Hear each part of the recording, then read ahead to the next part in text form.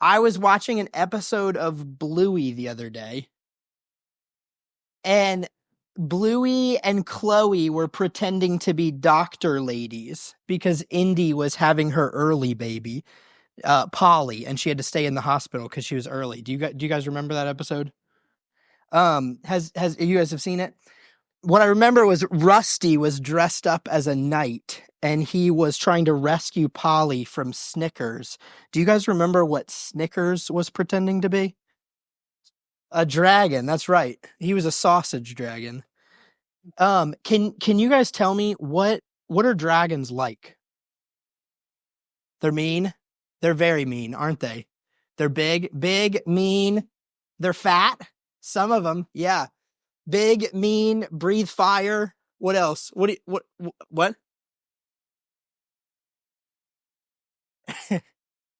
else? What else do we know about dragons? They have scales, big teeth, right? Big sharp teeth. Sometimes they have wings. Can you guys think of any other stories that have dragons in them?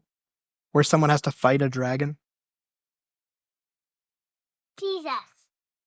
Jesus fought a dragon? Yeah. That a dragon? Yeah. In Revelation. That's true. For a long time, dragons have been part of our stories. That we've, and a boat. Yeah, sometimes dragons attack boats. That's right. And in our stories, there's always been battles against dragons, which have been stories about good against evil. But I'm going to tell you guys something, okay? You're coming close and you got to listen. Did you know that dragons are real? Dragons are real. Snickers is just trying to be a pretend dragon, but not all dragons are pretend. So this is what I want you guys to do today. Listen, this is what I want you to do. Edith doesn't look like she believes me. Here's what I want you to do. I want you to go back to your seats with your parents. I want you to take your kids' bulletins with you, and I want you to listen for the sermon, and I want you to listen to see if you can hear about a real dragon and somebody that battles it. Okay? So you got to stay tuned. You got to take those back to your seats and listen for the dragon. All right? Okay. Walter knows his assignment. It's great to be with you guys. I know Matt said that when he came up here. But I don't know why, but maybe it's because we had a members meeting last night, but it feels kind of especially special to gather with you guys this afternoon. I was just really blessed and encouraged even by listening to Matt read through Psalm 89. There's something really, unique about right before you get up to open up a passage and preach through a passage that you've been working in all week, to hear someone kind of read it top to bottom in its entirety, and to read it as we would hear the psalmist sing it, in a really encouraging and refreshing way. When I was in university, after I had finished 2 semesters of Hebrew, my professor talked with some of us after class and asked if we would be willing to take a 3rd semester with him. He really wanted to teach a Hebrew 3 class, but the school wouldn't let him do it unless he could get enough students to sign up for it. The kicker was that because there was going to be a 3rd semester and not a 4th, that meant that the class wouldn't count as our foreign language credit. So it would just be a general elective. So while other people were taking Introduction to Bowling, we were going to be in 3rd year Hebrew syntax. Which isn't really the main point. The main point is that we really liked this professor, and so 8 of us agreed to do it. I guess 8 of us were dumb enough to take him up on the offer. But honestly, it was one of the most fun classes that I took my whole time that I was in university. We just spent the whole semester kind of translating different passages in the Old Testament. And there's one word that comes up regularly in the Old Testament that we would run into frequently. This word is pronounced chesed, and it means faithful love. It's most often translated as faithful love. It occurs here in Psalm 89. But I will never forget the meaning of the word chesed, because our professor wanted us to remember that the word didn't just mean love, that it was talking about like God's unmatched covenant love for his people. And so to try to reinforce that, and also in an attempt to prove that he was still hip and knew all of the words that the youths were saying in those days, he would have us translate the word hesed as God's epic, legit swag love. And that's how we had to write it down on our papers. And that's how we had to read it every time as we were translating in class. And so I guess it worked, because I've never forgotten that. The first thing that I thought of when I started reading Psalm 89 was to read, "I will sing about the Lord's epic, legit swag love forever." I don't know if that's actually the most accurate translation. I'm pretty sure it's actually not the most accurate translation. But as Ethan the Ezrahite, who we read is the author of this psalm, is beginning to write Psalm 89, he does very much emphasize this enduring, consistent, faithful covenant love that God shows. So much so that he says he can't even stop singing about it. Listen to these first 4 verses again, and I want you to tell me what are the words that you hear repeated? "I will sing about the Lord's faithful love forever. I will proclaim your faithfulness to all generations with my mouth, for I will declare faithful love is built up forever. You establish your faithfulness in the heavens. The Lord said, I have made a covenant with my chosen one. I have sworn an oath to David, my servant. I will establish your offspring forever and build up your throne for all generations." What words do we hear repeated in those 4 verses? Faithfulness. Is there another one that kind of accompanies faithfulness? Forever. We've got that in verse 1, in verse 2, and then again in verse 4, and then kind of re-emphasized with for all generations. So we've got faithful, and faithfulness kind of throughout. And we've got faithful love forever. Faithful love is built up forever. I will establish your offspring forever for all generations. This is the driving emphasis of the opening of the psalm, the Lord's forever faithfulness. Sing of his faithfulness forever to all generations, because his love is faithful forever to all generations. And the psalmist is going to illustrate God's enduring covenant love. He's going to illustrate his faithfulness in 2 ways. First, it's seen in his majesty and his mastery over creation. And then second, it's even more particularly seen through the covenant that he made with David. So let's take a look at each of those. First, his faithful love is seen through his majesty over creation. Lord, the heavens praise your wonders, your faithfulness also in the assembly of the holy ones. For who in the skies can compare with the Lord? Who among the heavenly beings is like the Lord? God is greatly feared in the council of the holy ones, more awe-inspiring than all who surround him. Lord God of armies, who is strong like you? Your faithfulness surrounds you. You rule the raging sea. When its waves surge, you still them. You crushed Rahab like one who is slain. You scattered your enemies with your powerful arm. The heavens are yours. The earth also is yours, the world and everything in it. You founded them. North and south you created them. Tabor and Hermon shout for joy at your name. You have a mighty arm. Your hand is powerful. Your right hand is lifted high. Righteousness and justice are the foundation of your throne. Faithful love and truth go before you. Happy are the people who know the joyful shout, Lord. They walk in the light from your face. They rejoice in your name all day long, and they are exalted by your righteousness, for you are their magnificent strength. By your favor our horn is exalted. Surely our shield belongs to the Lord, our King, to the Holy One of Israel. The psalmist again points to the heavens to make his point. Remember when we were going through Psalm 19 a couple weeks ago, and David opened with the heavens declaring the glory of God.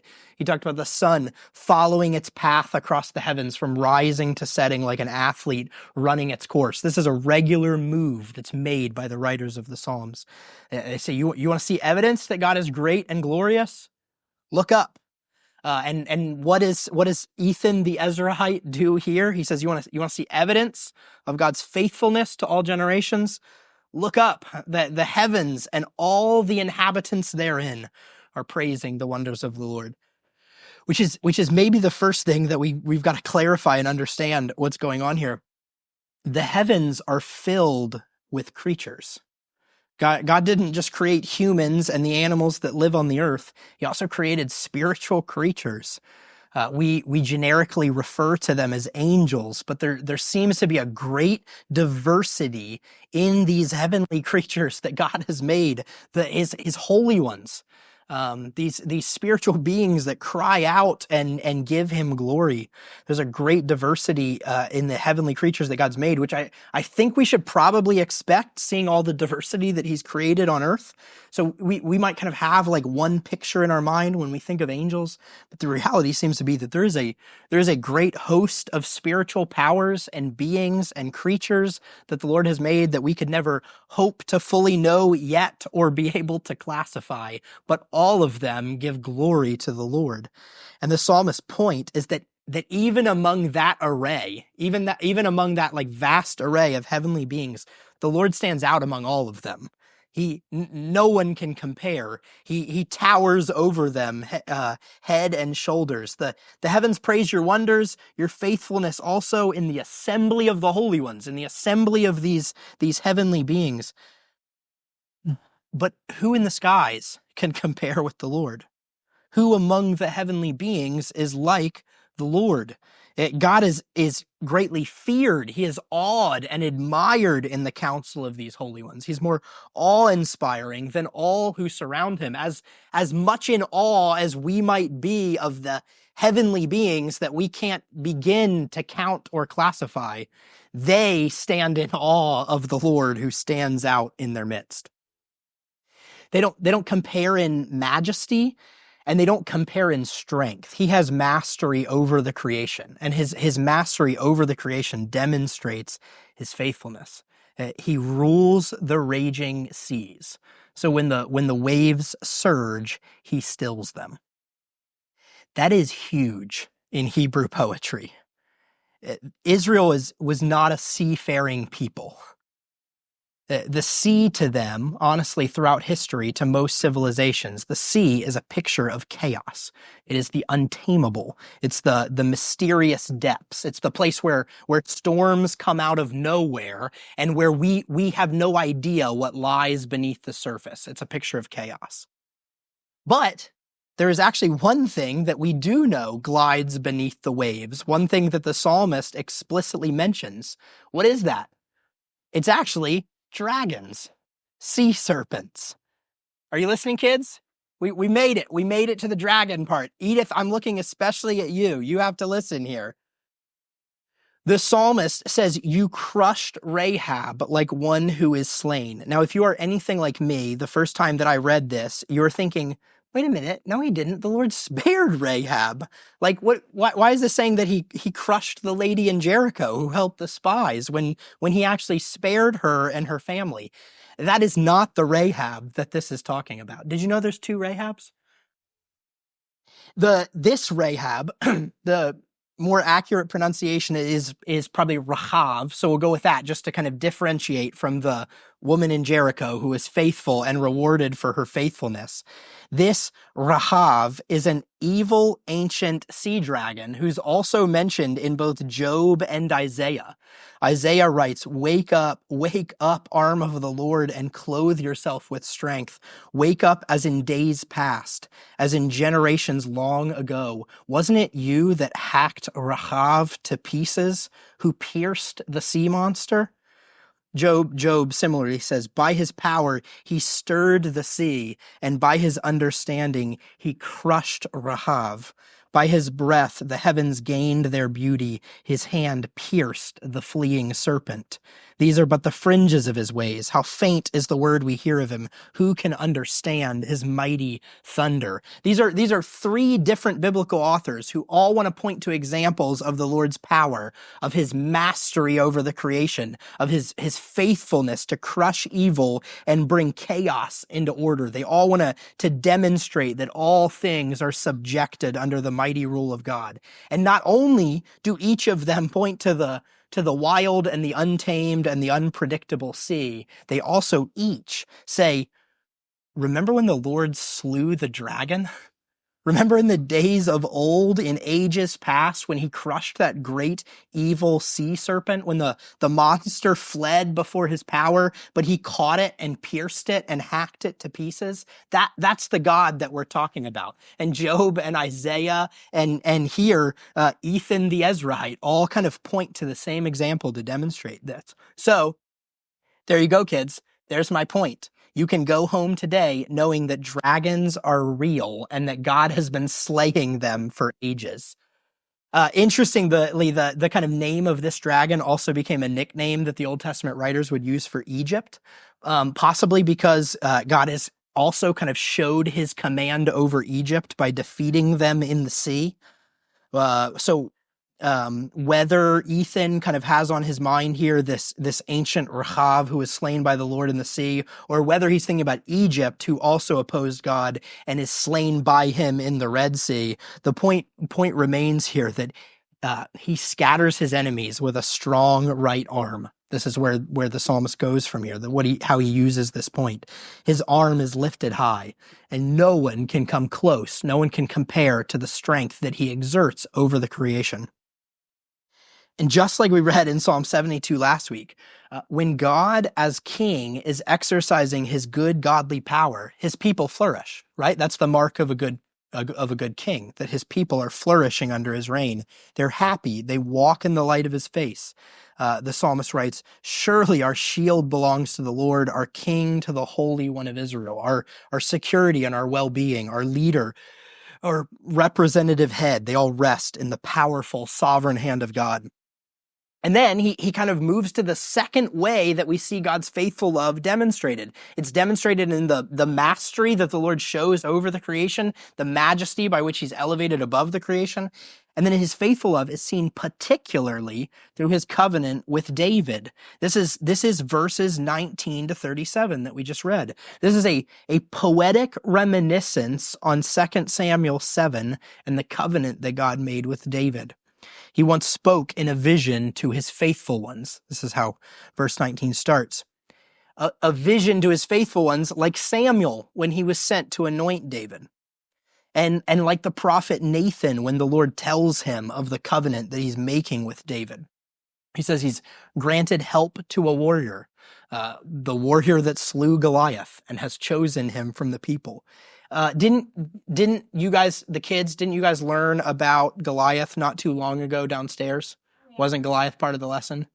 Didn't you guys make a like long sheet of paper to see how tall Goliath was? And we brought it up here and we stood it up and it would be like this tall, right? Yeah, he's huge, right? He would be like, yeah, if I was standing on the edge of the stage, I would have to look up to see him, right? He's a giant. So you can add that to your list. Dragons are real, giants are real, and God's defeated both of them. Anyone who thinks that the Bible is boring must be reading a different Bible, because this one has dragons and giants in it. And remember, David didn't defeat Goliath because he was stronger or smarter or a better fighter, did he? Wilfred? He didn't, right? Yeah, and just check me on that, okay? Why did David defeat Goliath? Yeah, because God was on his side, right? So it was God who defeated Goliath. David defeated Goliath because God was with him. That's what we're talking about here, that God chose David, that God chose a warrior and made a promise to David, a covenant with him. God says that he will extend David's power to the sea and his right hand to the rivers. Do you remember when we talked about that last week? That the king's fulfillment of the promise to Israel that their land would stretch from sea to sea, and his authority from the Euphrates River to the ends of the earth, to the wilderness.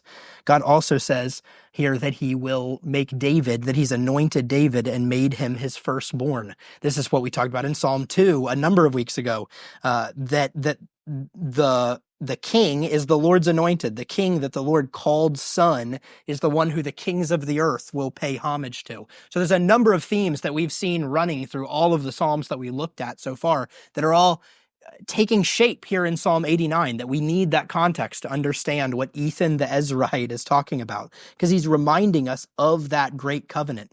It's a lasting, enduring covenant. He says that here in verses 28 and 29.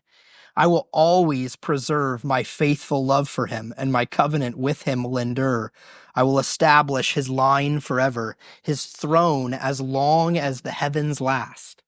The Lord says that even if David's sons abandon him, he's never going to abandon his promise to David. He'll discipline them for their rebellion, but he's not going to change what he said. He will not violate his covenant. He will not betray his faithfulness. He can't betray his faithfulness. His faithfulness is forever. So all generations, even if they're unfaithful, he will not remove his hesed. He will not remove his epic, legit swag love from David and his sons. Again, listen to the permanence of this promise. Listen for the repetition. I will establish his line forever. His offspring will continue forever, like the moon established forever. This promise is not going to be revoked. David's sons cannot undo God's faithful covenant. That's great, right? That's really nice to know. It's nice to know that God's going to keep his covenant with David. But why is Ethan the Ezrahite telling us all of this? Where is he going? Why is he reminding us about God's faithful love, his faithful forever love? Why is he showing us particularly how it shows up in the covenant with David? It's because the psalm is about to take a sharp left.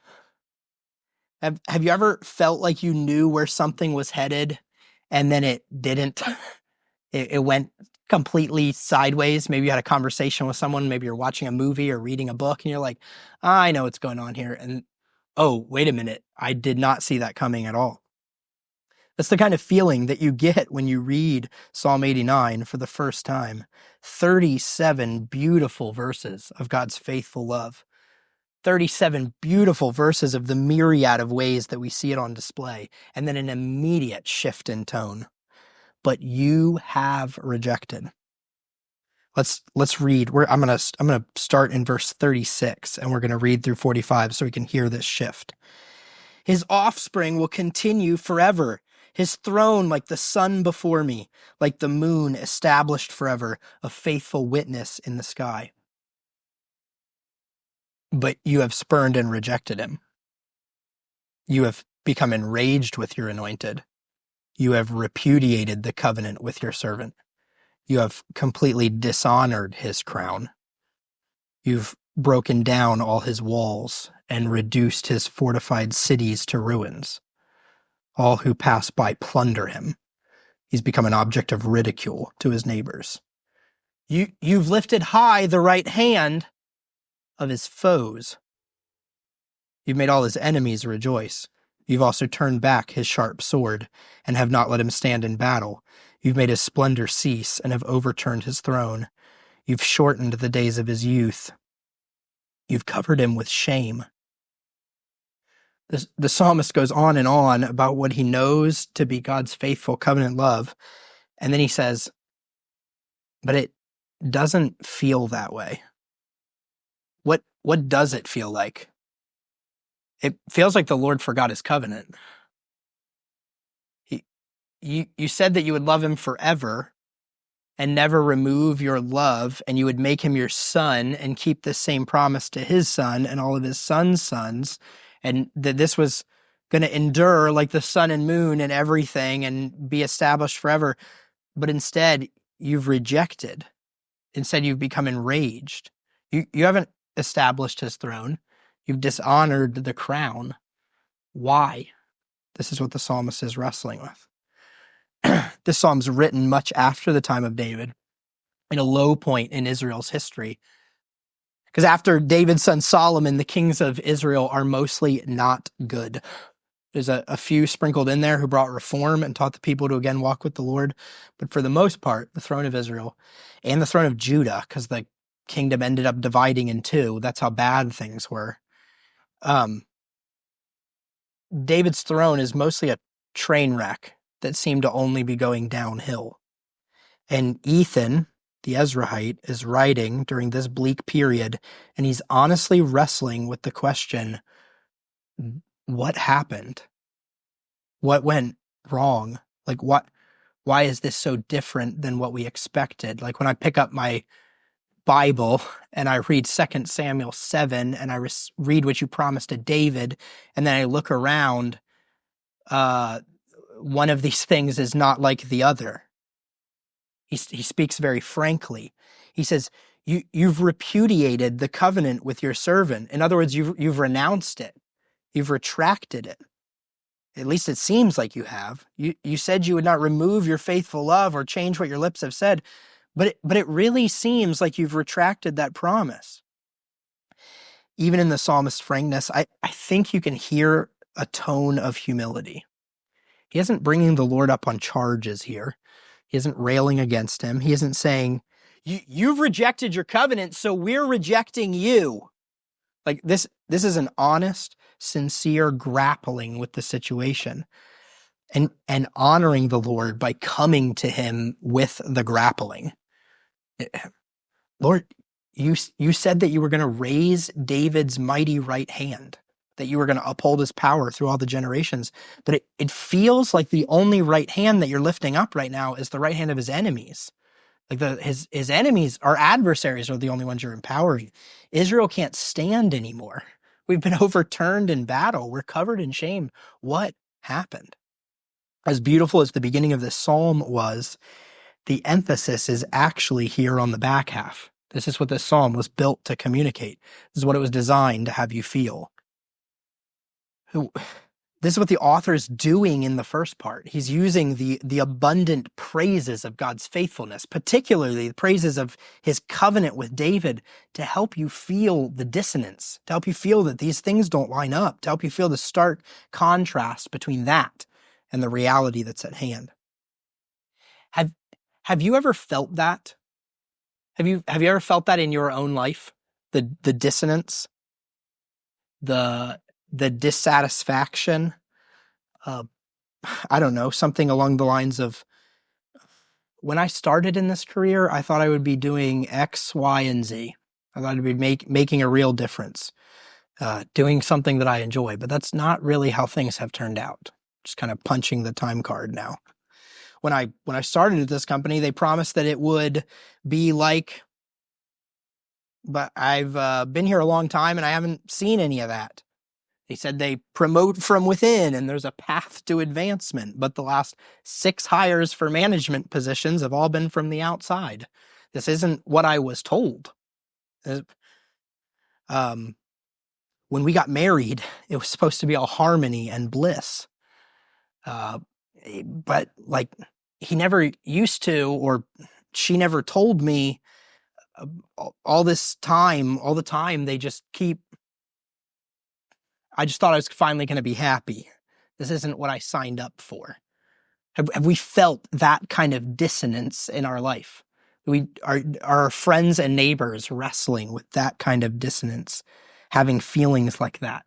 Things just aren't the way they're supposed to be. Even on a bigger scale for all of us. What about the promises of the gospel that all things are going to be made new? That the swords are going to be laid down and beat into plowshares. I'm looking around and it doesn't seem like all the swords have been laid down. Seems like we've just been inventing more and more dangerous swords.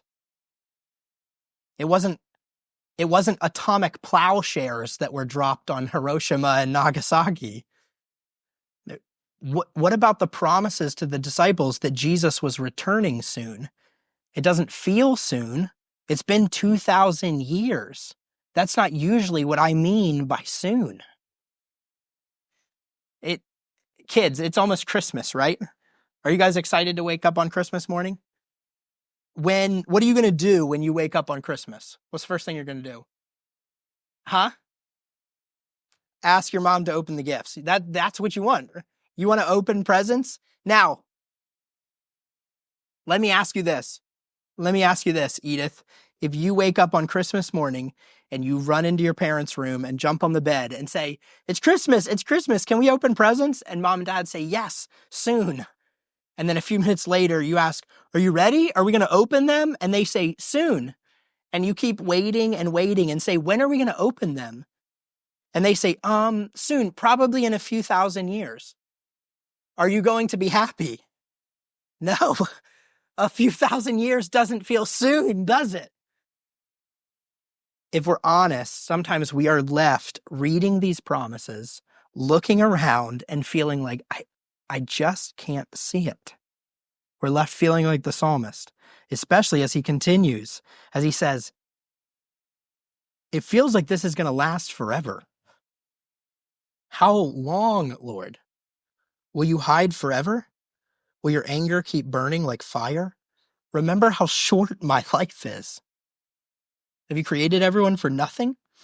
What courageous person can live and never see death? Who can save himself from the power of Sheol? In other words, I'm about to die. All of us are about to die. Where are the former acts of your faithful love that you swore to David in your faithfulness? Remember, Lord, the ridicule against your servants. In my heart, I carry abuse from all the peoples. How your enemies have ridiculed, Lord, how they've ridiculed every step of your anointed. How long, O Lord, is it going to be like this? Just please remember how short my life is. In other words, can you let me see the resolution to this before I die?